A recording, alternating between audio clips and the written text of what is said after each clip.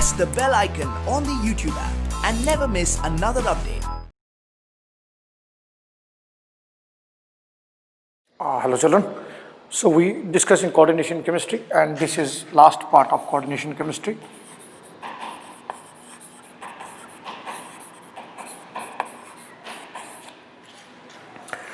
We'll see some application based questions as we have been seeing. So we'll wind off this discussion of coordination chemistry, and after this we'll have a paper discussion as well. So already we have discussed many questions within our chapter discussion itself during the classes, so it should make your work easier if you have focused on the classes very well. Let us see some of the questions and try to sort out the questions here. So we have one of the question. A complex compound of cobalt has a molecular formula. So we have a complex compound of cobalt. Okay, it's a complex of cobalt. Has a molecular formula containing 5 amine groups. So this is a complex of cobalt. It has 5 amine groups. Very good. One nitro group. There is one nitro group. Okay, then and 2 chlorine atoms. So there are 2 chlorine atoms. Good. 1 mole of this compound produces 3 moles of ions in aqueous solution. So 1 mole of this on the whole is producing 3 moles of ions in aqueous solution. Okay, very good, aqueous solution. So it is producing 3 moles of ions. So electrical conductivity is giving you 3 moles of ions. Technically, I value for this is 3. Van 't Hoff's factor is 3 for it. Good. On reaction with excess of AgNO3, when this compound reacts with excess of AgNO3, what does happen is AgNO3, 2 moles of AgCl are precipitated. So we are getting 2 moles of AgCl. Good. The ionic formula of the compound. So question is, what is the ionic formula of the compound? So we have been given the options. Options are CO NH3 4 times NO2 Cl NH3 Cl. Second option is CO NH3 5 times Cl Cl NO2. Very good. And third option is CO NH3 5 times NO2 Cl2. And fourth option is CO NH3 5 times NO2 Cl, and you have Cl. Very good. Now this compound, actually like question is, we have a complex which is made up of cobalt and 5 ammonias, 1 NO2 group is there and 2 chlorines. 3 moles of ions are produced when it's in solution. So it produces electrical conductivity with respect to 3 ions. Good. That means Van 't Hoff's factor of this is 3 in aqueous solution. And when you are treating this with silver nitrate, it is giving you 2 moles of AgCl. That finishes our question there only. Because on treatment with AgNO3, when this complex is treated with AgNO3 and you are getting 2 moles of AgCl. How many moles? So when you get 2 moles of AgCl, that means there are 2 chlorines acting as primary valency, because we know primary valencies are ionizable. So in any of the answers where 2 chlorines are out of the coordination sphere, that will be our correct option. Yes, because it is giving you test with respect to 2 chlorine atoms, because you are getting 2 moles of AgCl. That's only possible when there are 2 chlorines acting as primary valency, ionizable valency according to Warner's theory. So the compound technically should be CO, complex closes, outside it should be Cl2.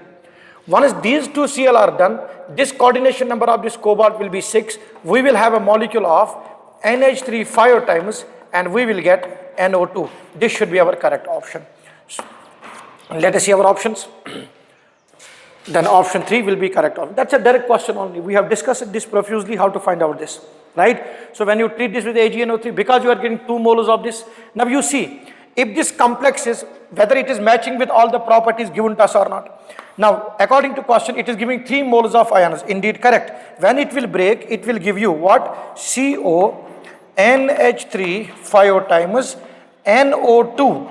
Outside, you will get 2 chlorines. Charge will be +2, it will be -1. So the total charges you will get will be 2 plus 2 minus. Total charge will be 4. But the number of ions will be, this is 1 ion, these are 2 ions. Total number of ions are 3. So it is giving you 3 moles of ions. So Van Topos factor, 2 plus 1 will be 3.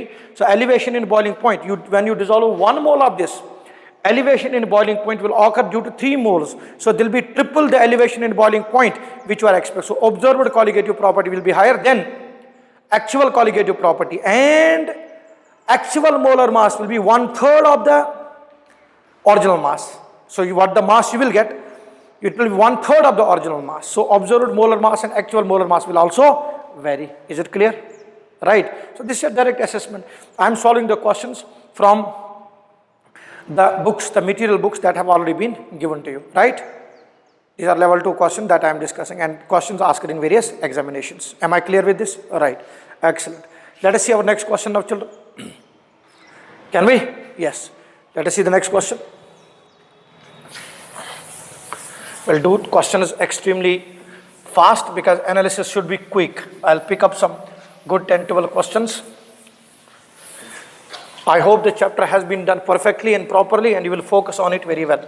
So we'll see the next question, children.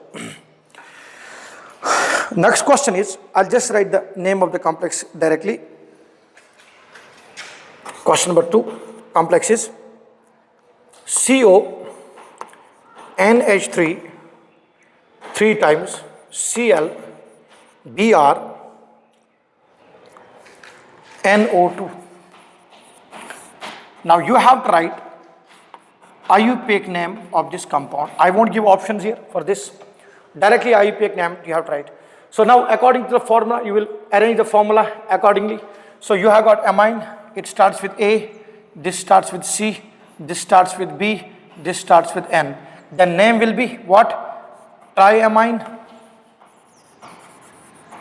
After that, bromo.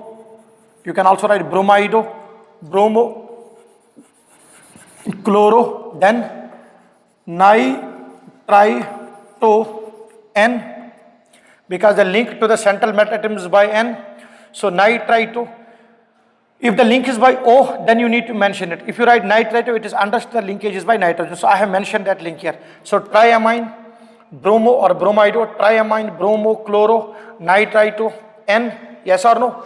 Then let us see the oxygen state. Chlorine is -1, bromine is -1, NO2 is also -1, amine is neutral. So the total number of electrons lost will be 3. Net charge will be 0 because their electrons are going within the complex. Oxidation state of cobalt will be 3. So it will be cobalt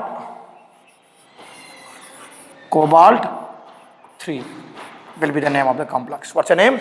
Triamine, bromo, chloro, nitrito, and cobalt 3. There is no charge, so I will not finish this. There is no counterion, so I will not write any counterion with this itself. So this will be the name of that complex. Clear, correct or not? Very good. Let us see the next one. Right.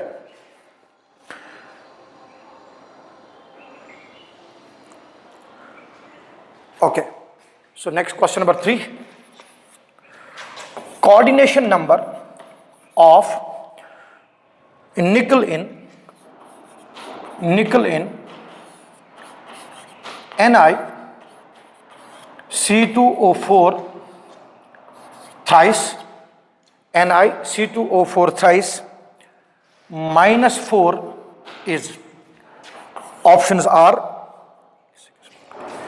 3, 6, 4 and 2. These are the options given. Question is, what is the coordination number of nickel in the present molecule? And you can change the question also. You can calculate with this question. You can calculate effective atomic number rule. You can calculate crystal field stabilization. You should try these things on your own with respect to different questions. Now we know in this case, nickel is surrounded by how many ligands? 3. But it is C2O4. C2O4 means oxalato group. And we know oxalato group is a bidentate ligand. So we'll get C double bond O. Here again C double bond O. So O minus, donated, donating. Then you will get two more auxiliary groups making the bonds with it. So you can see 1, 2, 3, 4 and one more oxygen. Keep it in mind in diagrams. These should be at 90 degrees. So I have done diagram in a different direction here. So the total number of atoms donating the electrons are how many? 6 oxygens from 3 auxiliato groups. That's oxalic acid is converted to auxiliato. It will be 2 minus. Nickel here will be under +2 oxidation state. So the coordination number in the present case of nickel will be 2. Clear or not? Excellent. See the next question, children.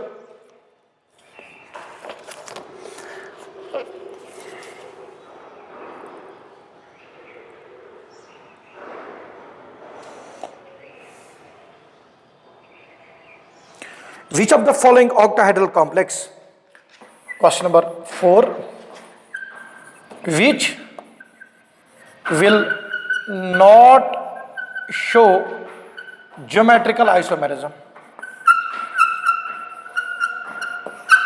Out of the given mentioned parts, which of the following will not show geometrical isomerism? Options for you are, children,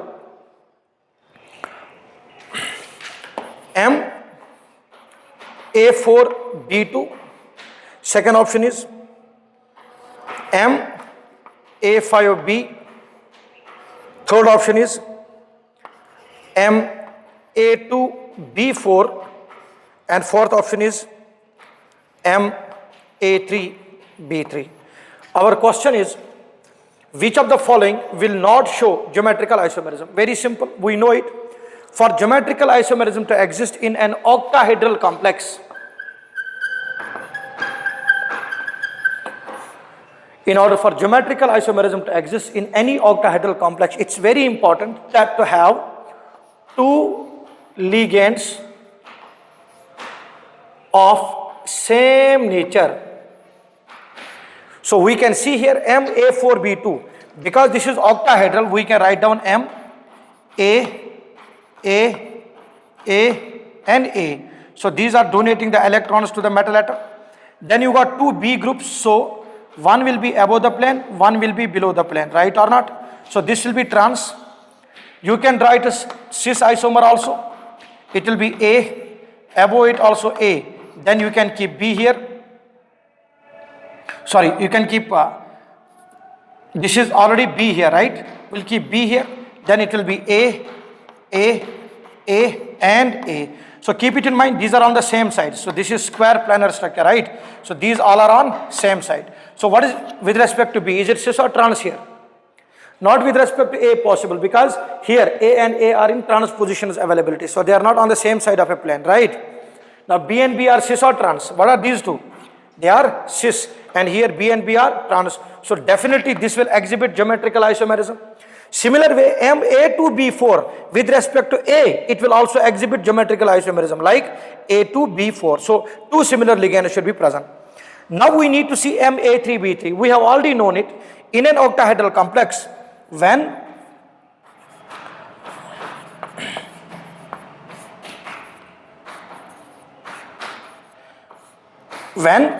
one of the faces of the octahedral structure is made by the same ligands. When one of the faces of the octahedral ligand is made by the same face, we call that as FAC isomer.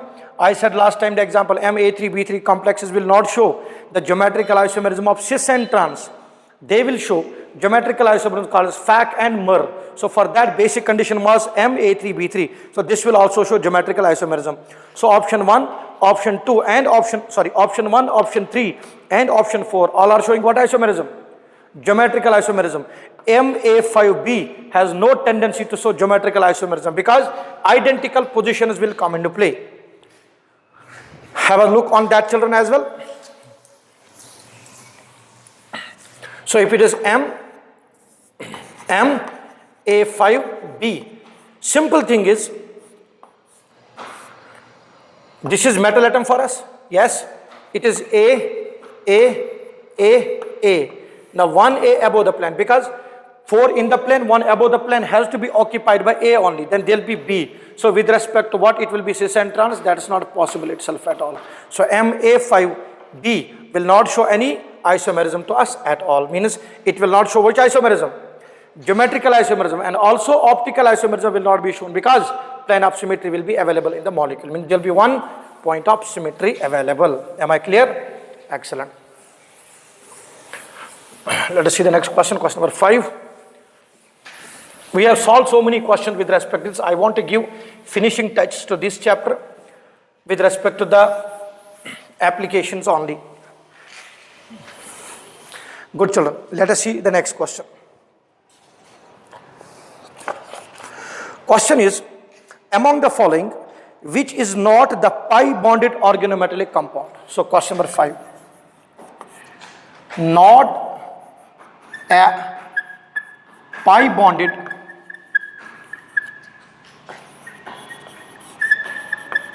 organometallic compound.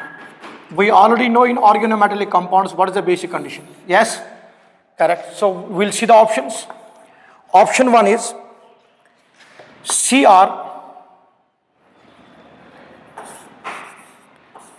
neta 6, C6 H6 twice. Second option you have children is CH3 4 times SN. Third option children you have is K PT Cl3 neta 2 C2H4. And fourth option children you have Fe neta 5 C5H5 twice. Now now look on this. If you have gone through the concept of organometallic compounds, we have discussed different types of organometallic complexes. Minimum a single bond is needed between the metal and a carbon. So we classify 3 different classes: sigma bonded, pi bonded, organometallic compound, and sigma and pi bonded. Our question is, which of the following is not a pi bonded organometallic compound? If you remember there, I told you eta is represented when pi bonds are made and neta represents, suppose here neta 2, it means the number of carbon atoms making a pi bond with platinum are how many? 2. We know the diagrammatic part of that also, right? Or clear or not? What was the diagram? PT, then you have Cl, then you have Cl, then you have Cl, then diagram is here C, double bond C. So it is interacting with this platinum by electrostatic force. So this double bond is interacting technically. So it is pi bonded. Again here you got neta 5, C5H5. What's the name of the compound we have said? This one. It is ferrocene. Yes, sandwich complex in which we have iron. Then we have cyclopentadienyl group. Cyclopentadienyl group. Double bond with a negative charge. Double bond with a negative charge. Sorry. Double bond with a negative charge here. So this is interacting with what bonds? Pi bonds. So eta 5, there are 5 carbons and it is bis twice because there are 2 cyclopentadienyl groups attached. Again here you got neta, this is also pi bond organometallic compound. What we call this as dibenzene chromium, and this one will be the correct one, and this is called as simple organometallic compound. We all know because tin is not attached to any other atom. If it is attached to hydrogen or no other atom, then it is called a simple organometallic compound. So structure will be tin. It is CH3, then CH3, then CH3, then CH3. So what are all the bonds? They are all sigma bonds. So this is organometallic compound, but it is not a pi bonded organometallic compound. So correct option will be second option for us. Right or not? Very good. Next question.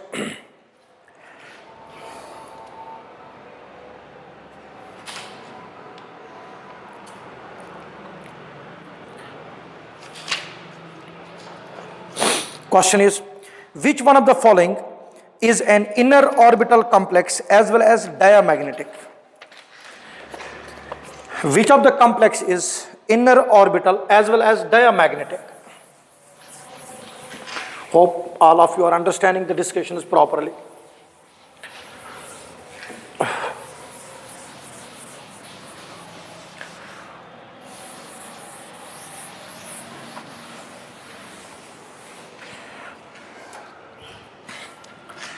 Question 6. inner orbital and diamagnetic. When I am writing the question, you should already start to solve the questions itself, right? Very good. Next question is, options are A, zinc, NH3, 6 times 2 plus. Second option, Ni, NH3, 6 times 2 plus. Third option, Cr, NH3, 6 times 3 plus. And fourth option, CO, NH3, 6 times 3 plus. Our question is inner orbital and diamagnetic. So for any complex to be inner orbital complex hybridization, because this is all are octahedral, it has to be D2sp3. Not only it should be D2sp3, but it should be diamagnetic as well. Diamagnetic means there should be no unpaired electron in a system at all. Right? Good. Let us see that in a very simple manner. When you look on ammonia, in all the cases, we will write down ammonia is a strong ligand. So we will expect the pairing to occur in all these. So I will write for zinc, then I will write for nickel, then I will write for chromium, then I will write for cobalt. Then I will mention T2G set, EG set, T2G set, EG set, T2G set, EG set, T2G set, EG set, right? Now for zinc, atomic number is 30, outermost electronic configuration for zinc, what is it? Faster, 3D10, 4s2. It has lost how many electrons? 2. So zinc under +2 state means it is 3D10. So these 10 electrons under ammonia doesn't matter, because when there is 10 electrons, there will be no unpaired electron in the D at all. So all the D has been used, right or not? Question is, it is inner orbital, so you cannot make use of any of the orbital from 3D. Thus this complex is no doubt diamagnetic, but this is not inner orbital. So this is wrong option for us. Second, because hybridization in this case will be sp3d2, so it will be outer orbital complex. So outer orbital complex. Let's look on nickel. 28, 3d8, 4s2, oxygen state 2, 2 lost. How many electrons total? 8. Now 8 electrons will mean 1, 2, 3, even if it is strong ligand, 4, 5, 6, then 7 and 8. Because the number of ligands coming are how many? 6. So there is no pairing coming into play at all, because pairing comes into play when octahedral complex is being made, but actually what gets made is square planar, then dsp2 hybridization or triangular bipyramidal, that is dsp3 hybridization. But the number of ligands in the given molecule are 6, so it has to be octahedral. Then no pairing will come into play here at all, because they are EG set is degenerate, so no pairing occurs here. It will be outer orbital complex. We are asked for inner orbital complex. This is also wrong. Is it diamagnetic? No, it is paramagnetic. This is diamagnetic. Magnetic moment 0. Magnetic moment here √3, 2 unpaired electrons. Sorry, √8, because there are 2 unpaired electrons there. Chromium. Chromium's atomic number is 24. It is 3d5, 4s1. Lost how many? 3. 1 from S and 2 from D. Naturally, 1, 2, 3. How many unpaired electrons you got? 3. Is it diamagnetic or paramagnetic? Naturally, it is paramagnetic. Whatever the other case, we are searching for diamagnetic. So this also will not be our correct option. It's very simple to find it out, right? For your explanation, I am doing it this way. Otherwise, it can be solved very quickly. Then you got the next one, cobalt, NH36. Cobalt, atomic number 27. Electronic structure 3d7, 4s2. Lost how many? 3. 2 from S, 1 from D. How many electrons in D? 6. Now, ammonia being strong ligand, 1, 2, 3, pairing will come, 4, 5, 6. Now, these D are free or not? So, hybridization will occur, D2, sp3, to accommodate for the 6 electrons given by 6 ammonia, because according to VBT theory also, basic postulate is the total number of atomic orbitals combining is equal to total number of hybridized orbitals made. It's a molecular orbital theory statement. Crystal field theory, VBT says that how many ligands are coming for bond formation, those many orbitals have to be provided by what? Central metal to make the bonds, right? Very good. So D2sp3. Is there any unpaired electron? No. So this is diamagnetic as well as inner orbital. That's a question what they are asking us. Inner orbital and diamagnetic. So correct option will be fourth option for us. Am I clear with this statement? Excellent. Let us see the next question, children.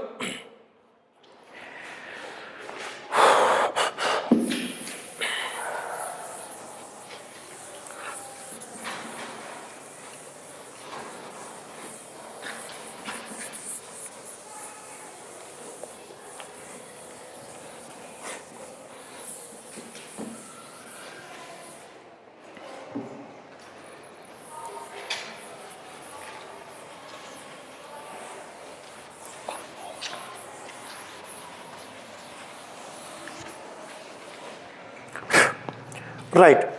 Question number 7. Question is,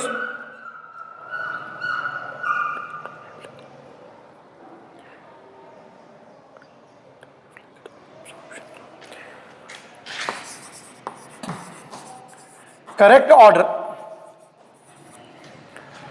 of the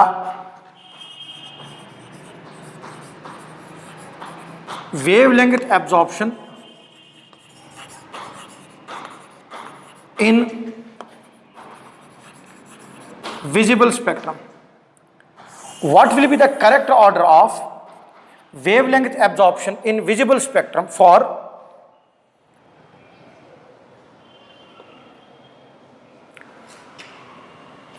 nickel atom? Okay. So what is given to you is, options are option A, Ni, NO2 6 times 4 minus less than. This is very important question. Have a proper look. Ni, NH3 6 times 2 plus less than Ni, H2O 6 times 2 plus. B, Ni, NO2 6 times 4 minus less than Ni, H2O 6 times 2 plus less than Ni, NH3 6 times 2 plus. Third option, I'll write the ligands only now. H2O less than NH3 less than NO2, and fourth option is NH3 less than H2O less than NO2. Now that's simple question. Complexes are same. Nickel has been put under these ligand systems. Now once nickel is put under these ligand systems, there will be breaking. Yes or no? Correct. So electrons in T2G set and electrons in EG set will be present. So there will be some crystal field splitting. Now we know that crystal field splitting is directly proportional to the ligand strength. So crystal field splitting energy will be more when the ligands are stronger. So when the ligand is stronger, if you want to shift electron from T2G set to EG set, the energy required in strong ligand system will be more. So when energy required in strong ligand is more, that means wavelength absorption is less. Very simple way of writing the correct absorption order, wavelength absorption order in visible spectrum will be to understand what is the strength of ligands. We will write down it is in terms of wavelength. What is the order of the ligand strength? We know NO2. What are the ligands given? We have been NH3, H2O and NO2. We know NO2 is a stronger ligand compared to NH3, which is stronger ligand compared to water. So this is strength of ligands.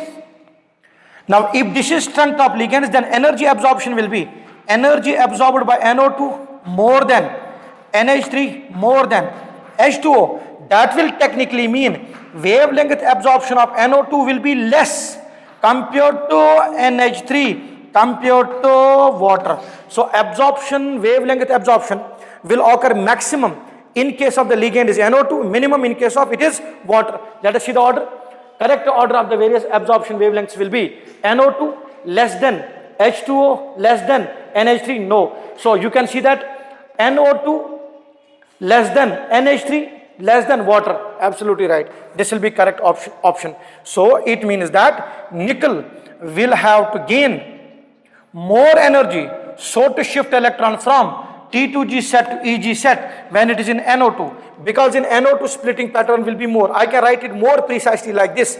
In case of NO2, if splitting is this one, in case of ammonia, splitting will be only this much, and in case of water, splitting will be only this much. You can easily see crystal field stabilization, crystal field splitting energy values are decreasing. So the wavelength from here to here will keep increasing and energy will keep on decreasing.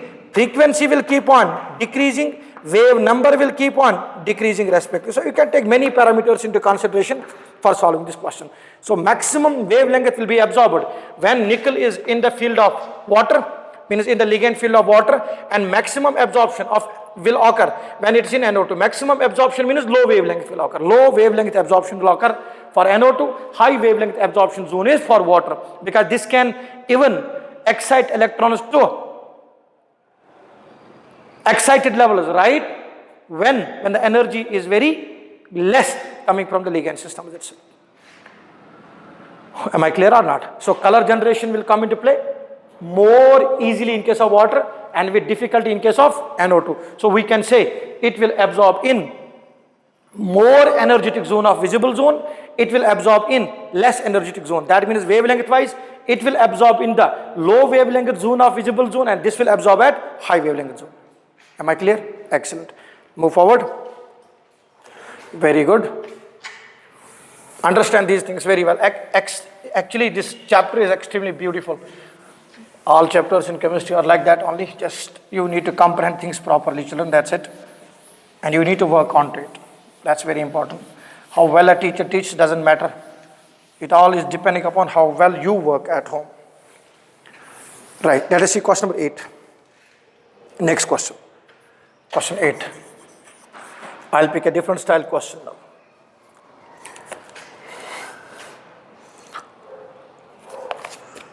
Okay.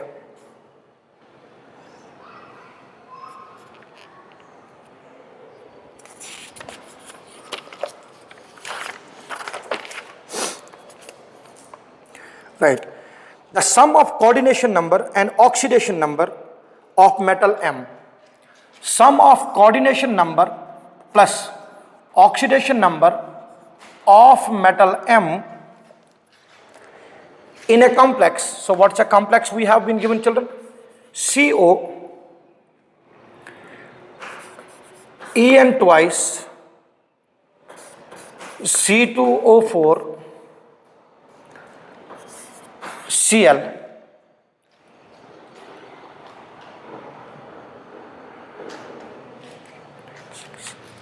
Options are 7, 8, 9, 6.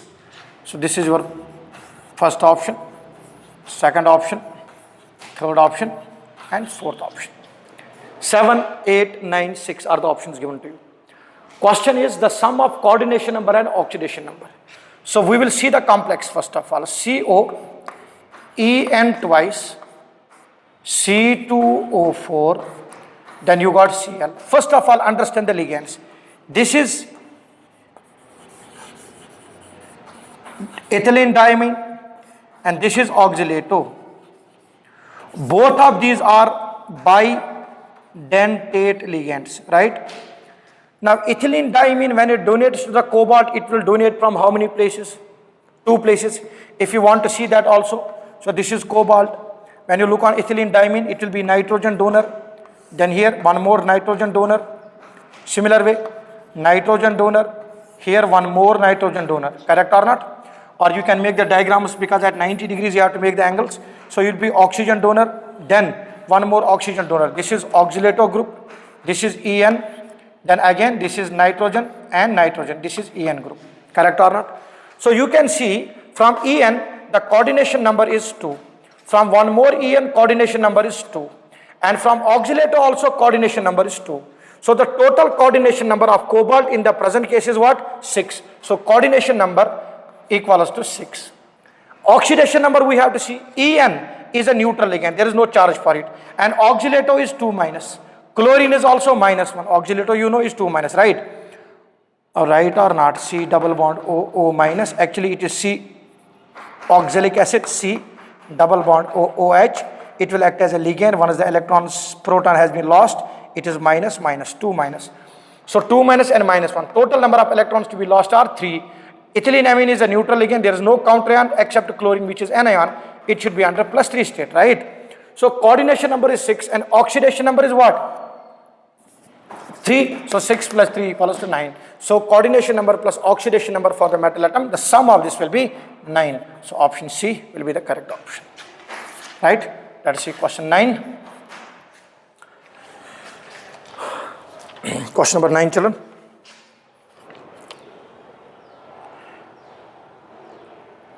Number of possible isomers for the complex. Number of possible isomers, that means geometrical and optical isomers both for CO. What's a complex? CO, En twice, Cl2 and Cl is outside. Count Ryan. 3, 4, 2, 1. Options are A,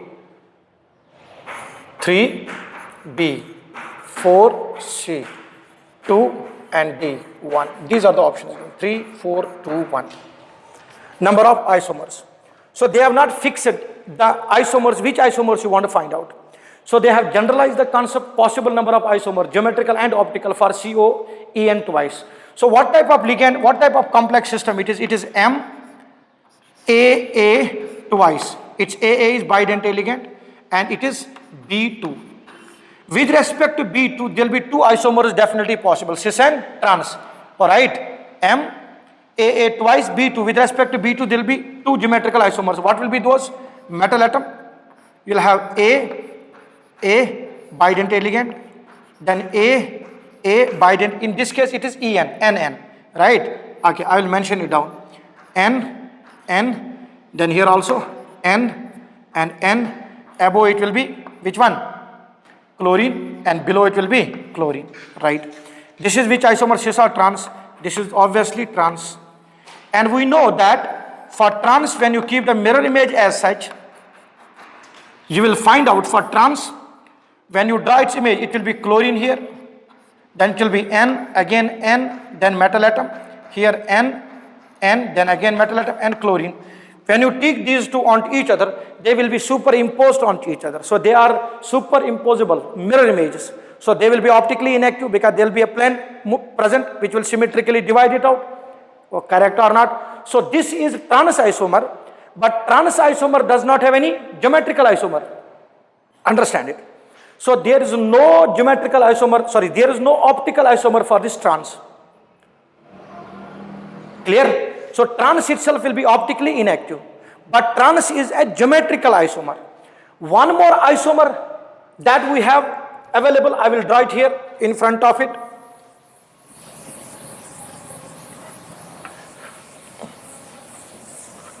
Be careful. So that will be cis isomer. So how will cis isomer be here? We have a metal atom. Cis isomer will mean, so you got chlorine here and you got one more chlorine here, correct or not? Now, there are 3 positions in plane available. So I will write that N donation. So this is ethylene diamine molecule for us. Then here one more bond, here one more bond. This is also from nitrogen and nitrogen, correct or not? So this is again En molecule. Now you can look here, this is at what position? Cis or trans? So this will be which isomer? Cis. So the same molecular formula has cis as well as trans. What are these two? Geometrical or optical isomers? They are geometrical isomers. But you have seen here, trans does not have any optical isomer at all, because trans itself is not an optical isomer. There will be no optical isomerism because they are superimposable mirror images. So no optical isomerism is existing. But there is, trans is a geometrical isomer, so you got one isomer here. Then this is cis. If I draw it as mirror image, we know the rules of geometry are, wherever the atom is present, that far from the reference, which is a mirror presently, there is no mirror, it's a reference standard for us, keep it in mind. Or in general way, when you say you keep a mirror in front of molecule, how does it look like in a mirror? No, it's a reference for us. So this is the distance of chlorine, same distance of chlorine I will keep. This is the distance of chlorine, same distance of chlorine I will keep. Now have a look. What is this here we have, children? This is metal atom for us, correct or not? Now En, look here, carefully. So 1, 2, 3, 4, then 5, then 6. These are the 6 bonds. Now you see En is this far, it should be this far only. So this is nitrogen here, then one more nitrogen here, right? And then it's at this distance. I will draw N and N at this particular distance.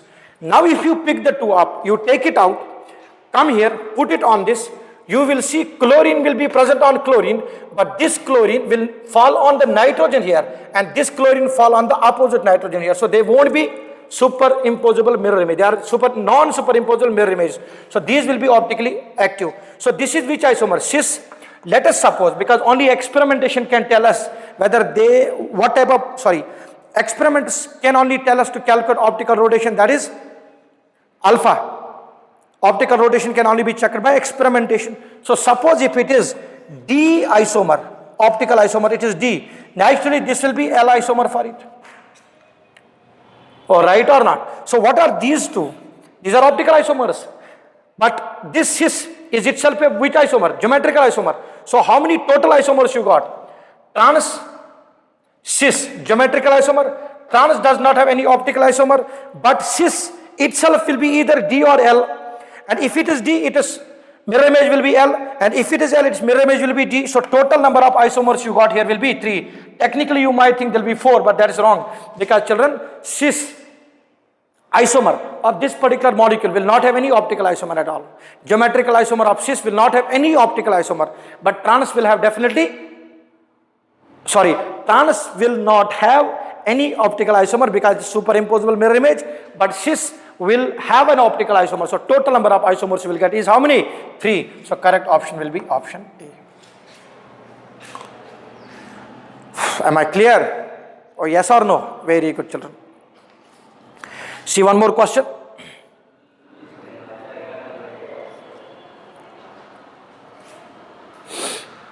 Did you get the point clear here? Yes.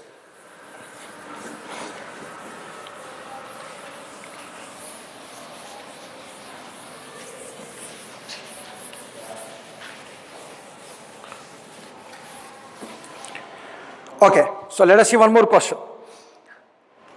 Question is, question number 12. Which of the following d orbitals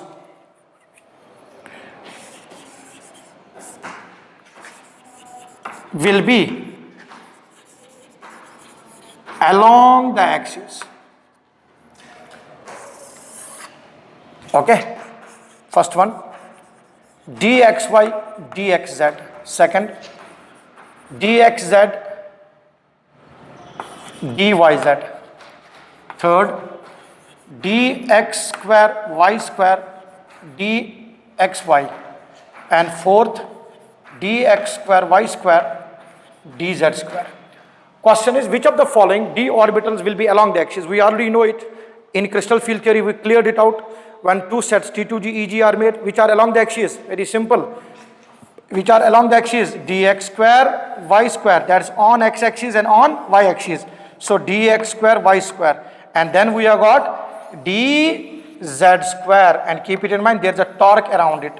A collar-like structure around it that covers the whole plane respectively. So dx square, y square, dz square. These will be the two orbitals present along the axis, and these all will be dxy, dxz and dyz will be in between the plane, in the plane of the two. Clear or not? Right. Correct, children. Next one. Is it clear? Good.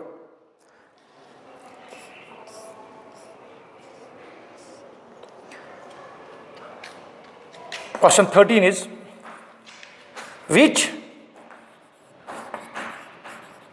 exhibits DD transition? One, it will exhibit ZG transition and is paramagnetic as well. So which of the following will exhibit DD transition and is paramagnetic as well? So the options for you children are MnO4 minus, MnO4 minus. Second option is Cr2O7, Cr2O7 2 minus.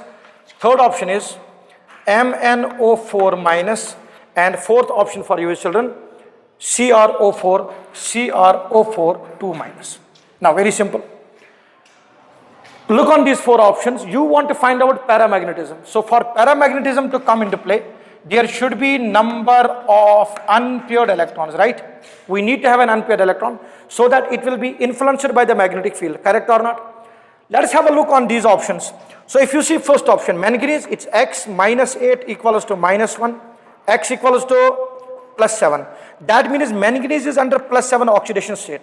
The number of electrons in manganese outermost are 3d5, 4s2.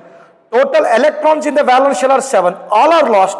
So when there is no electron available in the D, there is no question of DD transition. So there is no paramagnetism is not there because there is no unpaired electron, and DD transition is not possible because there is no electron in the D orbital only at all. Simple. Cr2O7. So it will be 2x minus 14 equals to minus 2. 2x equals to 12. X equals to plus 6. Chromium is outermost electronic configuration 3d5, 4s1, right or not? It has lost how many electrons? 6. So from both chromiums, d orbitals are again empatized. So there is no electron in D at all. So DD transition obviously not possible. Even if the second part will be matching, you need to find both of these matching. So I am solving all the four options here. Yes. So this again not possible. MnO4 minus, X minus 8 equals to minus 1. I am using basic oxidation state rules. X equals to plus 7. Now, oxidation state of manganese is what here? Given to you. Minus 1. So, X minus 8 equals to minus 1. X is equal to plus 7. What is the electronic configuration of manganese? Outermost. 3d5, 4s2. Yes or no? So, we have MnO4 minus molecule. Clear? So, number of electrons lost is how many? 7. So all 7 electrons lost, no DD transition possible. So CrO4 2 minus now.